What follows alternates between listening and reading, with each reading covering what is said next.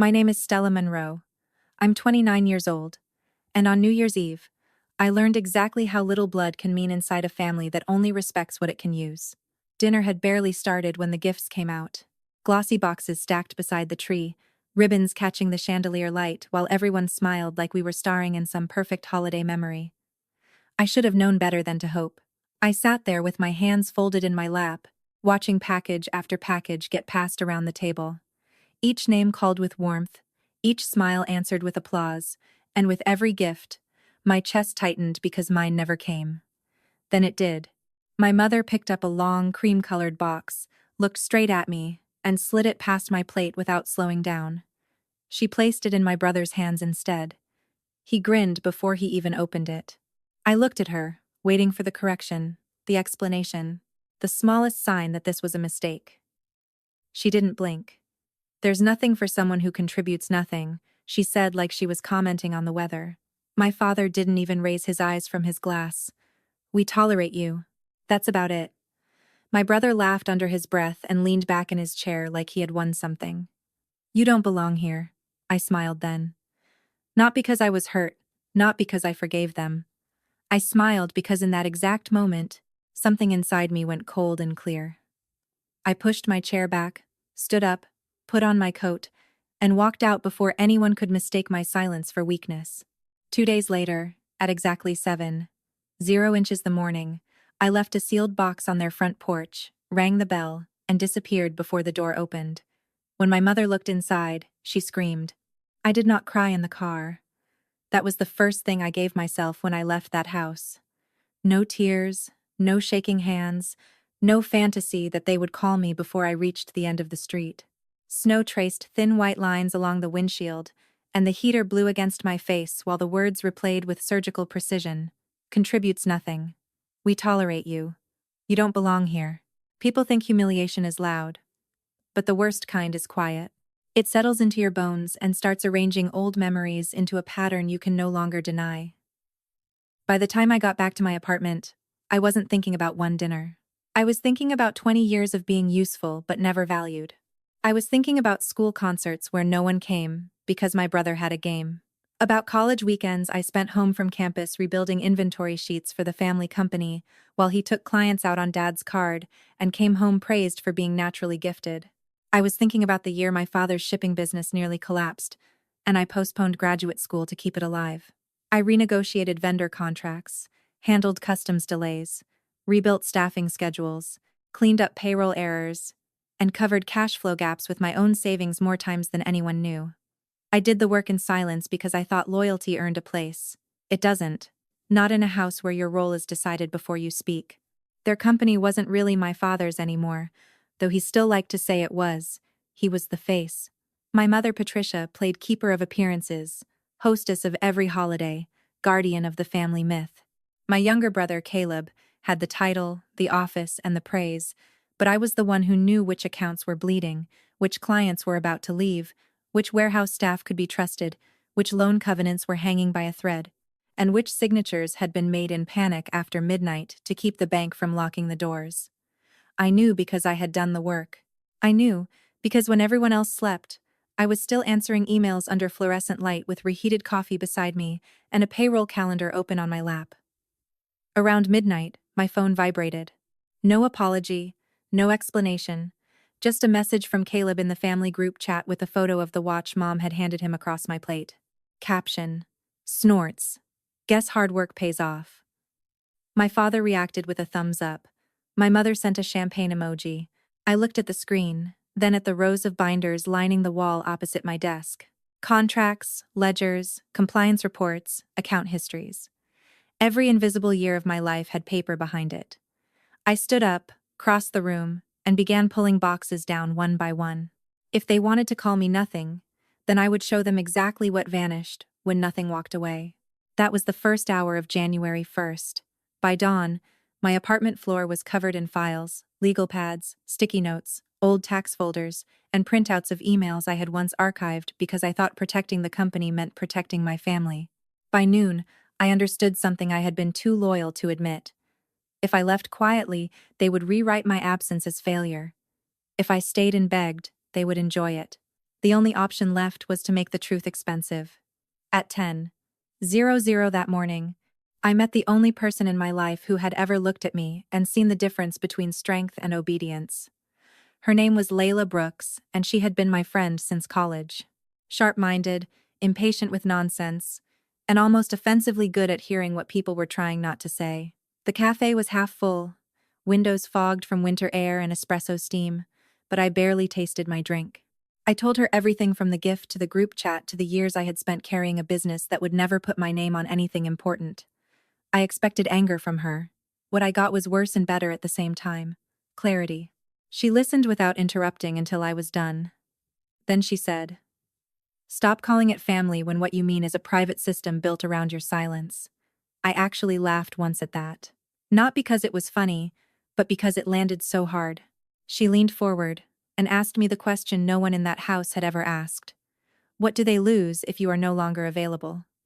I opened my mouth to answer, and then stopped because the list came too fast.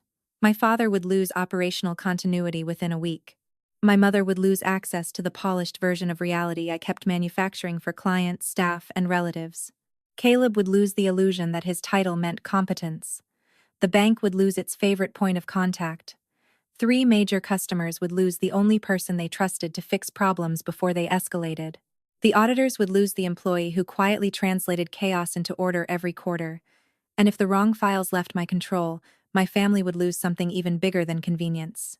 The story they told about who built everything and who deserved credit.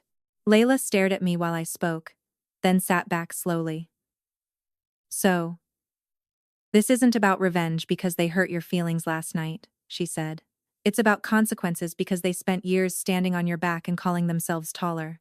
That sentence changed the shape of the day. Until then, part of me still feared that what I wanted was childish, emotional, dramatic. But consequences are not drama. They are mathematics with memory. I went back to my apartment with a new plan. Not a scene. Not a screaming match. Not a desperate plea for love from people who used generosity like a leash. I made 3 piles on my dining table. The first was proof of my contribution: internal emails, vendor negotiations, revised shipment schedules, payroll corrections, staffing plans, client retention notes, emergency cash transfers from my account to company accounts, all documented. The second was proof of their dependence. Bank correspondence addressed to me, client messages asking for me by name, after-hours approvals only I was authorized to issue, and a power of attorney letter my father had signed during a medical scare and never thought about again. The third pile was proof of their misconduct.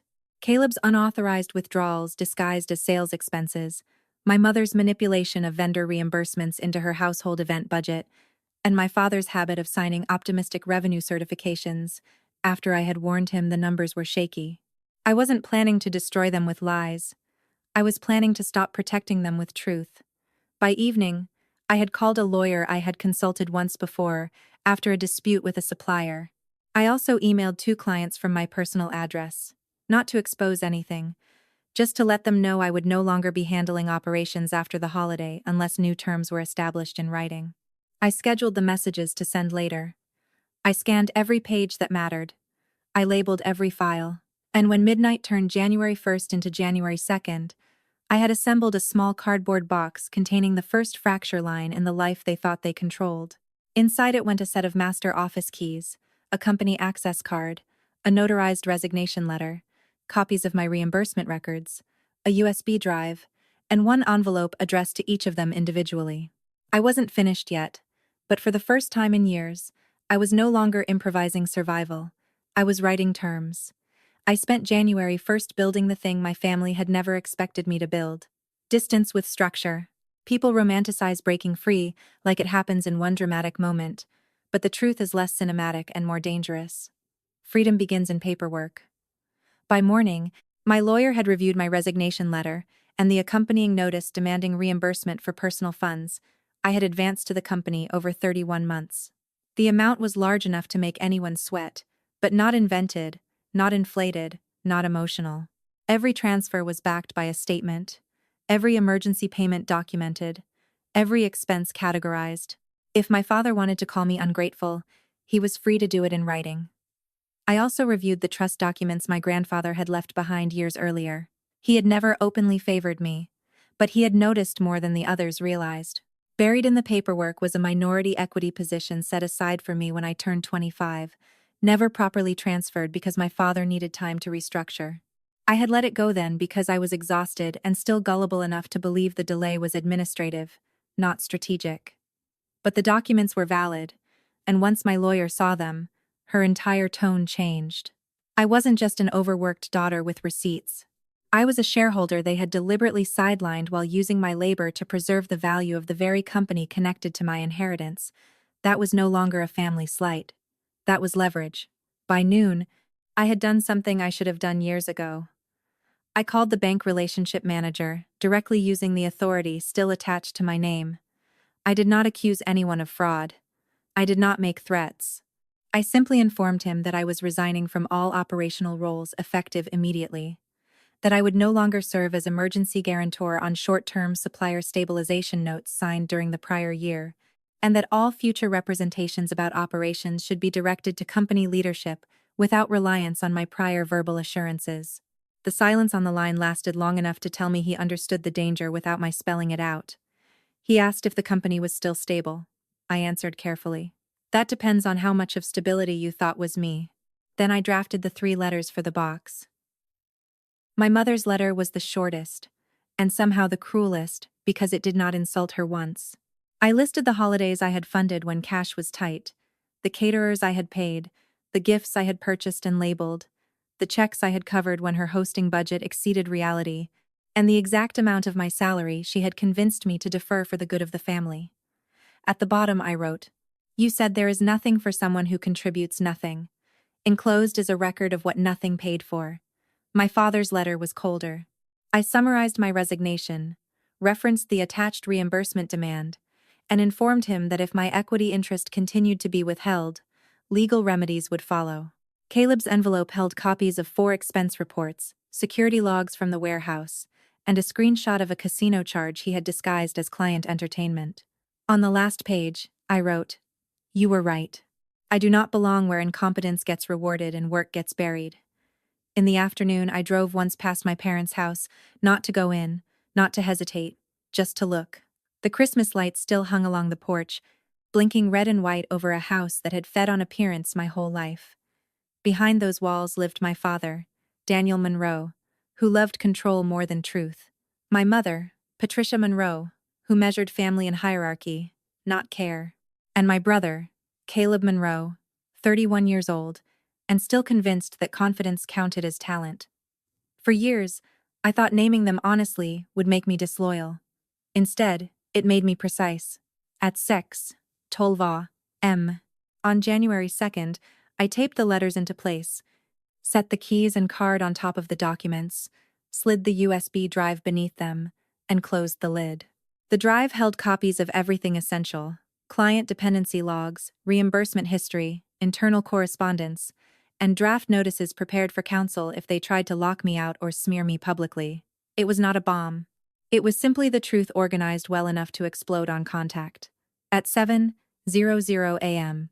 exactly, I placed the box on the porch, rang the bell, and stepped back into the shadows beside the hedges where the security camera never quite reached.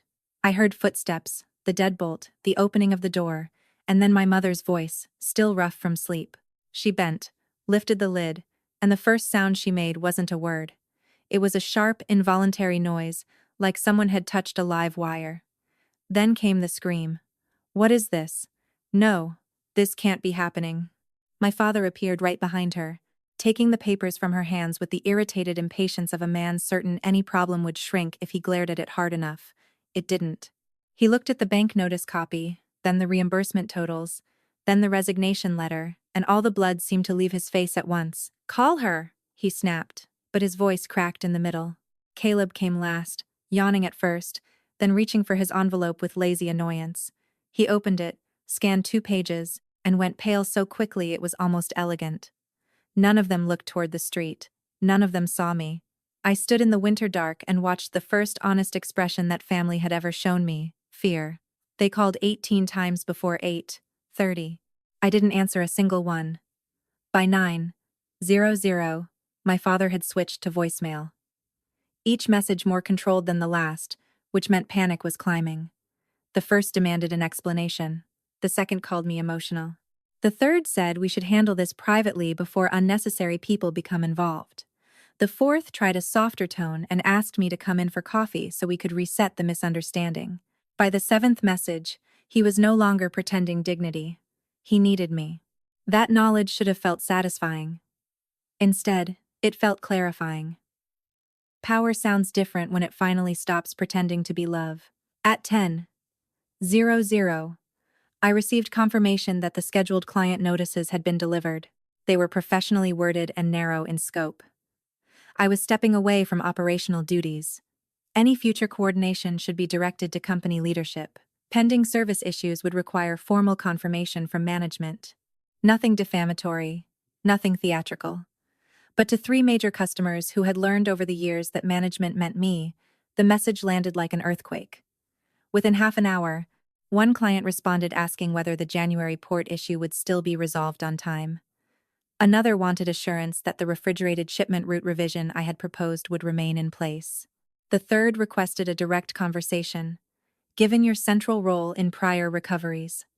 I forwarded all 3 to the company inbox, copied my father, and said nothing else. At 11:14, my mother finally found the right tactic. She sent one sentence. Come home. Your father can't log into the vendor portal, and payroll closes at noon. I stared at the message and laughed for the first time since New Year's dinner. Not because it was funny, but because it revealed the entire architecture of my life in 16 words. Come home. Fix it. Quietly. As usual, I did not go home. I went to my lawyer's office. There, under brighter lights than the ones in my apartment and with fewer ghosts in the room, I signed the reimbursement demand, the formal notice asserting my equity interest, and a letter instructing company counsel to preserve all relevant financial records pending review. Again, no accusations beyond what I could prove. No impossível ruim. Just a refusal to continue covering holes while being told I was the whole. My lawyer advised me to prepare for retaliation, character attacks, family pressure, accusations of instability. I nodded because I already knew their pattern. They would try to turn my labor into duty, my boundaries into betrayal, and their dependence into proof that I was cruel for withdrawing. Families like mine always call the end of exploitation a sudden personality change. By early afternoon, the first crack widened. The bank relationship manager called to verify whether I had indeed removed myself from emergency guarantor status. When I confirmed, he informed me that a covenant review would likely be triggered if the company's operational continuity appeared compromised. He did not need to explain what that meant. My father's lines of credit were held together by confidence, timing, and the unspoken assumption that I would always keep the machinery moving. Remove one piece, and all the fake sturdiness becomes visible. Then, Layla texted me a screenshot from social media. My mother had posted a glossy New Year's collage the night before I left, including the dining table, the gifts, Caleb's new watch, and a caption about gratitude, loyalty, and the blessing of family. Someone in the comments had asked why I wasn't in any of the photos.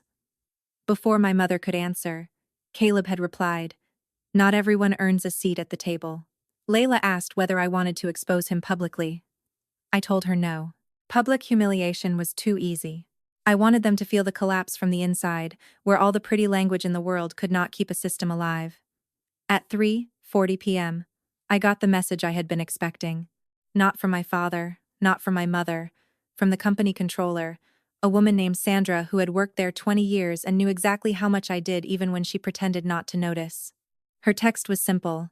"They're asking where the backup authorization codes are. Daniel says you changed things without permission. Did you?" I answered with one line. "I secured access months ago after Caleb approved duplicate transfers from the wrong account. Check the incident email from September 14th. 10 minutes later, she wrote back. "Found it. You copied Daniel. He never responded. That was enough. I no longer had to defend reality. Reality had a timestamp. At 5:00 the evening, my father sent his final message for the day. It was not a request. It was a command stripped of confidence. Be here at 7:00. We will discuss this as a family. I read it twice, and then replied with my first answer of the day. I'll be there at 7:30. Not as staff. Not as your fixer. As an equal. Have every document from the box on the table when I arrive. He did not respond. He didn't need to. For once, he was the one waiting. When I walked into that house at 7:30, the tree lights were still on, but the warmth was gone. Holiday leftovers sat untouched on the kitchen island. The wrapping paper from 2 nights earlier had been cleared away, yet the room still felt littered with the exact insult that had started this. My father stood at the dining table with both hands braced against the wood like he needed the furniture to hold him upright. My mother sat rigidly, one of my letters folded and unfolded so many times it had softened at the edges. Caleb leaned near the window, trying for casual, failing at it. The box was on the table between them, emptied out, every document spread in careful rows. Good. That meant they had read enough to be afraid. No one offered me a seat. I pulled one out myself and sat down. You said we were discussing this as a family, I said. So start. My father inhaled through his nose, performing calm for an audience that no longer believed him. He began with accusation, because men like him always do. He said my timing was malicious, my methods were hysterical, my demands were disproportionate. He claimed the company funds I advanced had been voluntary, that the equity documents were old and subject to practical realities, and that airing internal matters in written form was reckless. I let him finish because sometimes the fastest way to strip authority from a person is to let them hear themselves use every old trick at once. Then I answered him point by point, not loudly, not dramatically. I referenced dates, signatures, account numbers, and email threads. I reminded him that voluntary contributions do not erase reimbursement obligations. I reminded him that practical realities do not void executed trust documents. I reminded him that I had not aired anything publicly, only documented what had happened and withdrawn my labor from a structure that had decided I was worthless. Every time he tried to interrupt, I kept going. He was not angry because I was wrong. He was angry because for the first time in my life, I wasn't editing myself to make him comfortable. My mother finally broke in, but not with apology, with injury. She said I had humiliated her. She said I was tearing apart the family over one ugly moment at dinner. She said she had only meant to motivate me, that gifts were symbolic, that I should have understood the pressure everyone was under. That was Patricia's specialty, dressing cruelty in the language of standards. I looked at her and asked how many holidays I had paid for. She said that was irrelevant.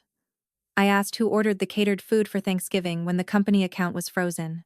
I asked who covered the custom gift baskets for clients 2 Decembers ago, when she wanted the family to look strong.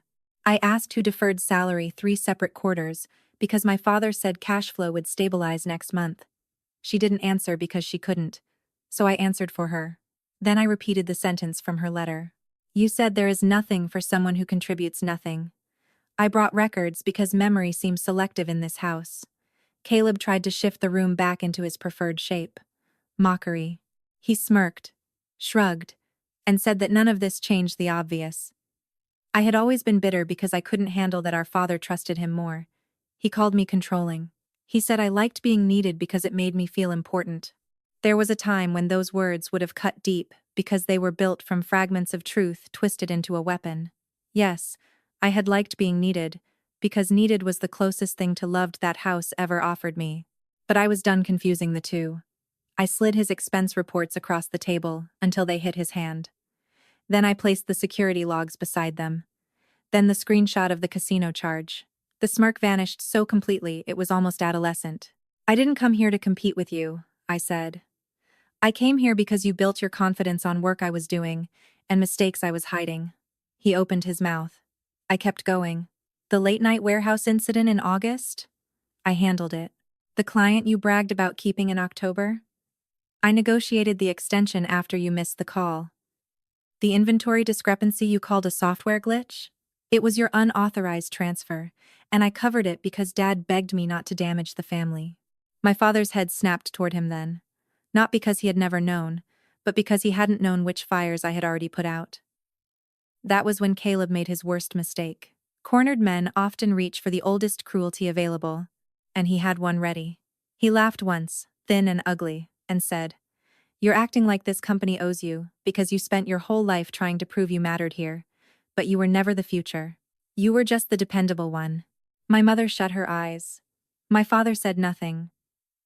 And in their silence, the architecture of the whole family stood exposed. Caleb wasn't revealing a secret. He was naming the arrangement. Golden child, public heir, silent daughter, permanent backup. I felt something inside me settle completely. Thank you, I said. All three of them looked confused. That is the first honest thing anyone has said at this table in years. Then I stood, took a folder from my bag, and placed it in front of my father. Inside were two documents. The first was my formal demand for reimbursement and recognition of equity interest. The second was a proposal. If they signed within 48 hours, I would accept structured repayment, transfer daily operations to an outside interim consultant instead of forcing immediate review, and refrain from escalating any employment or governance claims beyond what counsel required. If they refused, I would pursue the full route available to me, including equity enforcement, financial review, and evidence preservation on all matters reflected in my records. It was not mercy. It was terms. My father read the first page, then the second, and for the first time in my life, I saw him not as a giant, but as a man who had mistaken dependence for authority. So long, he no longer knew where one ended and the other began. My mother whispered my name like saying it softly might return me to obedience. Caleb stared at the papers and understood, perhaps later than the others, that this was not a family argument anymore. It was a transfer of gravity. No one spoke after I laid down the terms. The house was quiet except for the hum of the refrigerator and a distant car door outside. My father finally broke the silence, but his confidence was gone.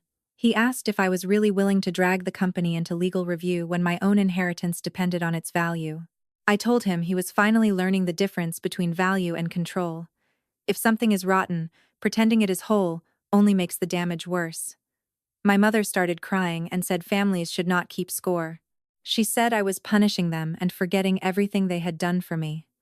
I told her I was not forgetting. I was accounting. They wanted to act like this was about one holiday insult, but they had turned love into a public reward and respect into something they could withhold whenever it suited them. Then my father asked what was on the USB drive. I told him it contained everything necessary: copies of records, reimbursement trails, incident reports, governance documents, and instructions to my lawyer if I was threatened, locked out, or lied about. I also placed a letter on the table confirming I was ready to enforce the transfer of my equity if they delayed again. That was when he stopped pretending he could scare me back into place. Caleb still tried. He accused me of acting out of spite because I could not stand not being celebrated. He said I was weaponizing paperwork against family. I looked at him and realized I no longer needed him to understand me. I told him people would not see me as vindictive. They would see that I had stopped being convenient. Then I said what had been true for years.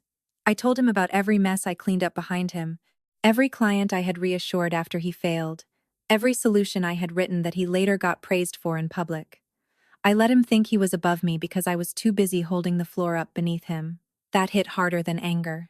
He looked to my father for denial, but my father said nothing because he knew it was true. What followed was not dramatic. No one screamed. No one begged. My father asked for time. My mother asked to keep it private. Caleb said nothing. For the first time, they were the ones asking, and I was the one deciding. So I gave them structure, not forgiveness.